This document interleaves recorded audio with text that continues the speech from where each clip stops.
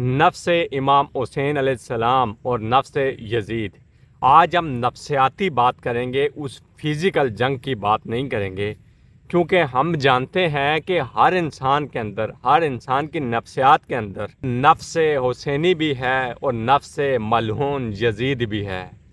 आप कैसे और कब जनाब इमाम हुसैन अलैहिस्सलाम की सुन्नत पर अमल कर सकते हैं या कर रहे हैं, और आप कैसे उस मलहून यजीद के रास्ते पर चल रहे हैं। नफ्स की बात करेंगे, जिस नफ्सियाती कंडीशन में जनाब मौला हुसैन थे और जिस नफ्सियाती कंडीशन में मलहून यजीद था। हमने पहले भी अपनी वीडियोस में बात की है नफ्स अमारा की।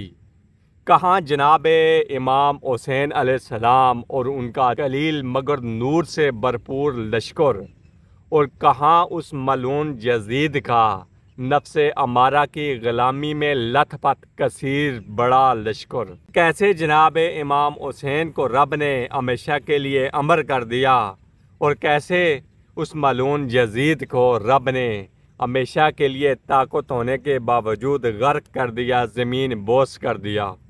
यजीद की नफ्सियाती कंडीशन क्या थी और जनाब मौला हुसैन की नफ्सियाती कंडीशन क्या थी कि छोटे छोटे बच्चों को भी अल्लाह की राह में दीन बचाने के वास्ते कुर्बान कर दिया। हम पहले भी कई वीडियोस में बात कर चुके कि नफ्स अमारा ऐसी कंडीशन है जिसमें इंसान मैं ही करता है, वो खुद को सबसे बड़ा समझता है, वो खुद पर तकब्बर करता है, वो अपने आप को अकबर समझता है। जैसे शैतान इब्लीस का भी हमें ज़िक्र मिलता है कि उसने जनाब आदम अलैहिस्सलाम को सजदा नहीं किया था, क्योंकि वो समझता था मैं इससे बेहतर हूँ। यही कंडीशन थी उस वक्त मलऊन यजीद की।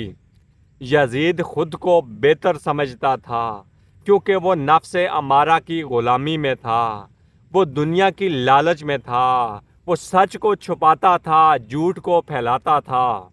वो चाहता था कि दुनिया सारी मेरे कंट्रोल में आ जाए, जो मैं कहूँ वही हो। मैं कहूँ दिन है तो सारे कहें दिन है, मैं कहूँ रात है तो सारे कहें रात है। असल में वो अपनी ख्वाहिशात का ग़ुलाम था, वो नफ्स अमारा का ग़ुलाम था।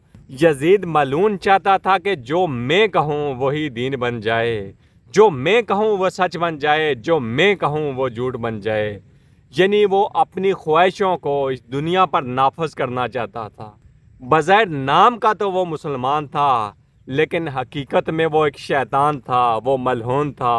तो जनाब मौला हुसैन अलैहिस्सलाम की अगर बात की जाए तो हम पहले भी अपनी वीडियोज़ में बात कर चुके हैं।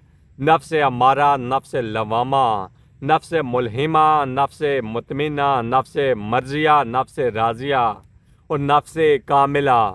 तो जनाब मौला हुसैन अलैहिस्सलाम नफ्स कामिला कंडीशन में थे, तो वो कैसे हक़ का अलम बुलंद ना करते, वो अल्लाह का दीन ना बचाते, सच के साथ ना खड़े होते। हम पहले भी बात कर चुके हैं, जब कोई भी बशर नफ्स मुतमइना से आगे बढ़ता है, मकाम राजिया मर्जिया तक जाता है या नफ्स कामिला तक जाता है, तो उसका ये जो जिस्म होता है 5-6 फुट का, उसके लिए कोई माना नहीं रखता। हकीकत उसके लिए सिर्फ खुदा होता है, रब होता है। उस बशर को इस बात से कोई फ़र्क नहीं पड़ता कि उसका ये जिस्म मिट जाए या बाकी रहे, क्योंकि वो जो भी करता है वो अल्लाह की मर्ज़ी से करता है। जो अल्लाह की मर्ज़ी होती है वही उसकी मर्ज़ी होती है।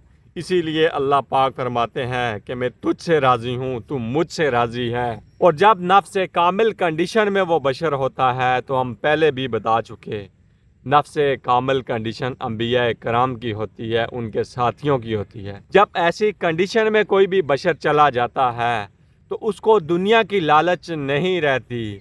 हाँ, ये अलग बात है, दुनिया को अपने मकसद के लिए, दीन हक को फैलाने के लिए दुनिया में रहता है, लेकिन उसकी ये 5-6 फुटे वजूदी ख्वाहिशात ख़त्म हो जाती हैं। अगर उसकी ख्वाहिश कोई बाकी रहती है तो सिर्फ़ और सिर्फ यही कि मेरा रब मुझसे राज़ी हो जाए, मेरा रब मुझसे हमेशा राज़ी रहे, मुझे खाने को मिले ना मिले, लेकिन मेरे मुंह से हक बात हमेशा निकलती रहे। हकीकत में यजीद मलून अपने नफ्स अमारा की ग़ुलामी में خود کو سب سے بڑا سمجھتا تھا۔ وہ انسانوں سے اپنی غلامی کروانا چاہتا تھا۔ وہ چاہتا تھا جو میری بات ہو، جو میری خواہش ہو وہ دین بن جائے، جو میں کہوں وہ عبادت بن جائے، چاہے وہ کوئی فحاشی ہو یا انسانوں کو ذلیل کرنے والی کوئی بات ہو۔ اس کو وہ ٹھپا لگانا چاہتا تھا، اس کو وہ عام کرنا چاہتا تھا، اس کو وہ پھیلانا چاہتا تھا۔ تو قربان جاؤں جناب مولا حسین پر، جو صرف اور صرف حق بات کرتے تھے، وہی بات کرتے تھے جو حق تھی، اسی میں وہ راضی تھے جو اللہ کی مرضی تھی۔ اسی وجہ سے جناب مولا حسین نے یزید کی بیعت نہیں کی، اور صرف اسی وجہ سے یہ کربلا کا واقعہ پیش آیا۔ کچھ لوگوں سے ہم نے سنا ہے کہ یہ شہزادوں کی جنگ تھی، یہ کرسی کی جنگ تھی، تو ہم آپ کو کہتے ہیں کہ آپ اپنی عقل کو ہاتھ ماریں، کیونکہ مولا حسین کو کرسی کی لالچ تھی ہی نہیں۔ وہ جنت کے سردار ہیں، وہ جناب محمد رسول اللہ صلی اللہ علیہ وآلہ وسلم کے نواسے ہیں، ان کے بیٹے ہیں۔ انہیں کیا لالچ تھی کرسی کی؟ وہ تو صرف اور صرف حق پھیلانا چاہتے تھے۔ اگر انہیں کرسی کی لالچ ہوتی تو وہ اپنے ننھے بچے بھی کربلا میں شہید کروا دیتے۔ انہوں نے اپنے کنبے کی عقیقی قربانی دے کر حق کو بچانے کی کوشش کی ہے۔ جو لوگ یہ بات کرتے ہیں، ہم انہیں کہتے ہیں کہ آپ اپنے آپ میں غور کریں، کہیں آپ نفس امارہ کے غلام تو نہیں، کہیں آپ کی نفسیاتی کنڈیشن یزید والی تو نہیں۔ اپنے آپ میں غور کریں اور نفس امارہ سے نفس لوامہ میں شفٹ ہو جائیں، نفس لوامہ سے نفس ملہمہ میں، اور پھر اگر آپ کے نصیب میں ہے، اگر آپ واقعہ ہی حق کے متلاشی ہیں، تو عین ممکن ہے کہ آپ کی نفسیاتی کنڈیشن نفس مطمئنہ بھی ہو جائے۔ لیکن یہ یزید والا راستہ چھوڑیے اور حسین والے راستے پہ آ جائیے۔ آج بھی کتنے یزید گھومتے ہیں جن کی نفسیاتی کنڈیشن یزیدی ہے، اور آج بھی اس دنیا میں بہت سے مولا حسین کے ماننے والے گھومتے ہیں جن کی نفسیاتی کنڈیشن نفس مطمئنہ سے آگے بڑھ کر مقام مرضیہ، مقام راضیہ تک جا پہنچی ہے، جو صرف اور صرف اللہ کی رضا میں راضی ہیں۔ اس مقام سے بڑھ کر مولا حسین تھے۔ مولا حسین تو اللہ کی رضا میں راضی تھے، اللہ کی رضا میں ہی انہوں نے اپنا پورا کنبہ شہید کروا دیا۔ اگر آپ کو ہماری ویڈیوز پسند آ رہی ہیں، ویڈیوز کو لائک کریں، دوسروں کے ساتھ شیئر کریں، چینل کو سبسکرائب کریں۔ ہم پھر حاضر ہوں گے ایک نئی ویڈیو کے ساتھ، تب تک کے لیے ہم آپ سے اجازت چاہتے ہیں۔ بہت شکریہ۔